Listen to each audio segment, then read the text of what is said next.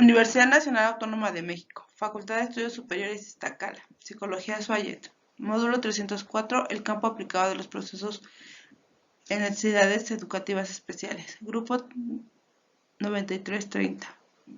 Tutora Talía Rebeca González Morales. Alumna Ruiz Antonio María Mercedes. La actividad es Necesidad Educativa Especial Auditiva.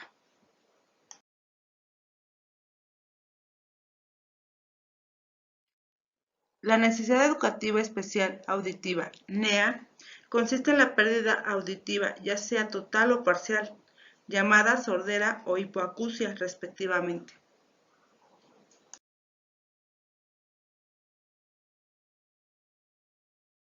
Para entender mejor las necesidades educativas especiales auditivas, debemos conocer su clasificación.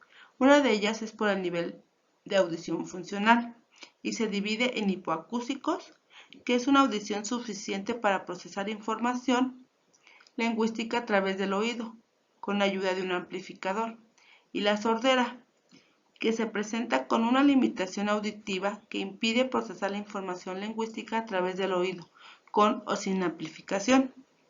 También otra clasificación es en el momento de la pérdida y se clasifica en prelingüística, que se presenta en el nacimiento o bien antes de desarrollar el lenguaje, en una edad aproximada de entre 3 a 5 años, y la pérdida poslingüística, que se presenta después de que el niño desarrolló ya la habilidad del lenguaje.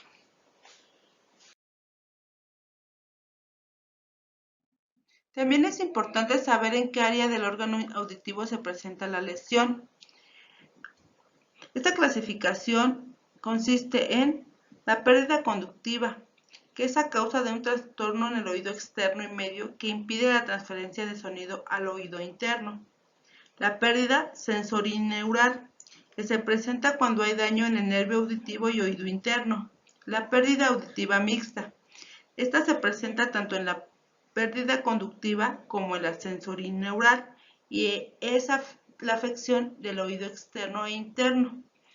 Y la pérdida conductiva fluctuante, causada por infecciones en el oído medio, denominadas otis, afecta el proceso verbal y se asocia con el bajo rendimiento escolar.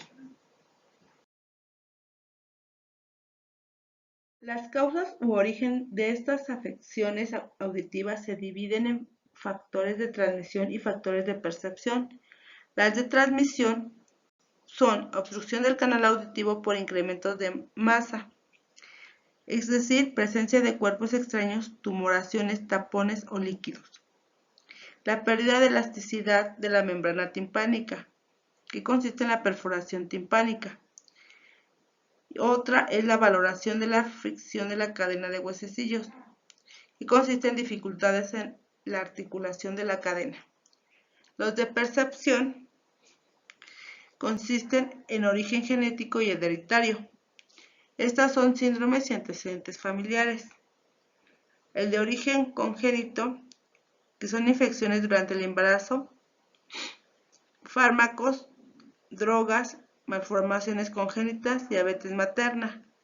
Las de origen perinatal o neonatal, que son procesos infecciosos, prematuridad, complicaciones en el parto y sufrimiento fetal.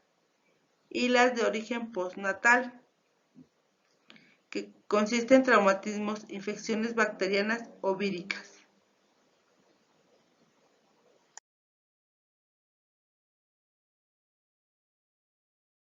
Por otro lado, las características físicas de los aprendices con necesidades educativas especiales auditivas son distorsiones debido a la codificación, daño traumático vascular, metabólico o inflamatorio de las células sensoriales del oído interno, análisis insuficiente de las frecuencias, dificultades en el proceso estimular, distorsiones debido a la codificación, pérdida de información auditiva debido a la integración insuficiente, interacción con otras personas o entornos donde se requiere oír. En muchos de los casos, lenguaje de señas propio.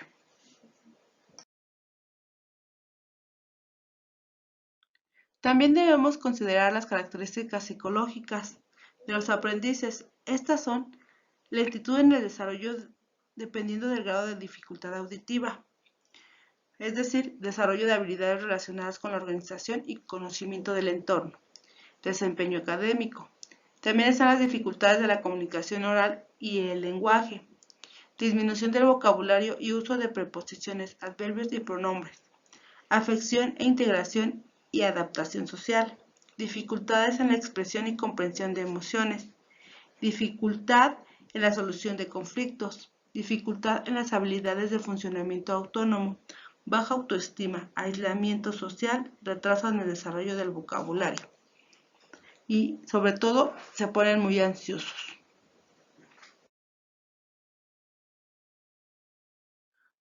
Para elegir la estrategia de evaluación se debe tomar en cuenta lo siguiente: la detección de las dificultades auditivas en el niño, conocer específicamente las condiciones auditivas del niño, identificar las posibilidades comunicativas y particulares del lenguaje, recopilar información sobre el funcionamiento intelectual, colaboración para el desarrollo o adaptación del currículo escolar, recopilación de información en el ámbito familiar y situaciones particulares. Es decir, se toma en cuenta el ámbito familiar, el ámbito escolar y el ámbito social.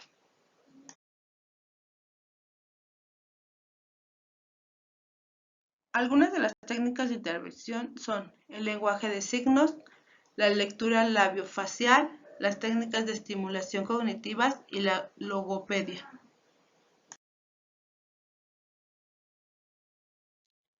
Estrategia de intervención. Una vez determinada la condición auditiva, se brindará una atención integral, tanto a los padres como al niño y a la parte docente, de forma individual para cada parte y en conjunto para proporcionar herramientas necesarias a fin de adiestrar en destrezas sociales, manejo de conducta y de crisis, prevenir y resolver conflictos tanto de adaptación como de aprendizaje.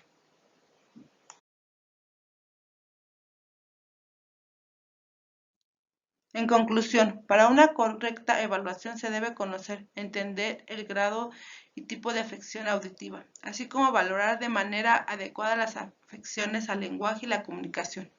Establecer las estrategias para entender sus necesidades de aprendizaje y desarrollo del lenguaje, incluso un lenguaje de señas si es necesario para el estudiante, así como colaborar en las acciones que se lleven a cabo en el ámbito escolar para adaptar el currículo de contenidos académicos.